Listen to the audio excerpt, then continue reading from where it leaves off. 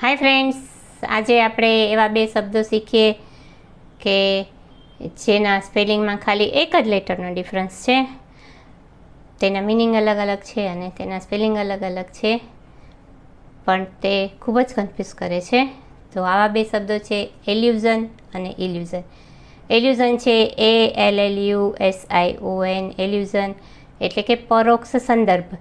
તમે કોઈની વિશે વાત કરતા હોય, અપ્રત્યક્ષ રીતે વાત કરતા હોય, કે જેમ કે આપણે કોઈ ધનુર્ધરની વાત કરતા હોય તો ત્યાં અર્જુન વિશે વાત કરીએ કે અર્જુન જેવો ધનુર્ધર કે અર્જુન જેવો બાણાવળી, તો તેને કહેવાય અપ્રત્યક્ષ અથવા તો પરોક્ષ સંદર્ભ, એલ્યુઝન ALLUSION.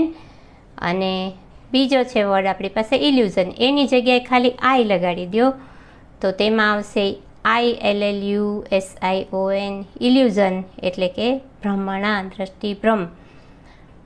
આ બે શબ્દોને આપણે વાક્યમાં ઉપયોગ કરીને જોઈએ તો પહેલું વાક્ય છે આપણી પાસે, the poem is explained properly by the help of some allusion. કે થોડાક પરોક્ષ સંદર્ભની મદદથી કવિતાને સરસ રીતે સમજાવવામાં આવી, તો ત્યાં યુઝ થશે ALLUSION. એલ્યુઝન એટલે કે પરોક્ષ સંદર્ભ, અપ્રત્યક્ષ સંદર્ભ.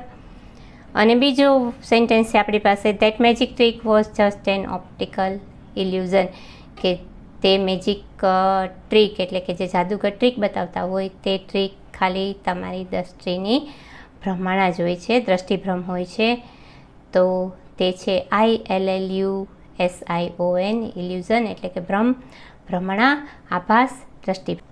આવા જ શબ્દો શીખવા માટે અને કન્ફ્યુઝિંગ વર્ડ્સ શીખવા માટે પૂરો વિડીયો જોવા માટે વિઝિટ કરો મારી ચેનલ ઇંગ્લિશ ગુજરાતી પર.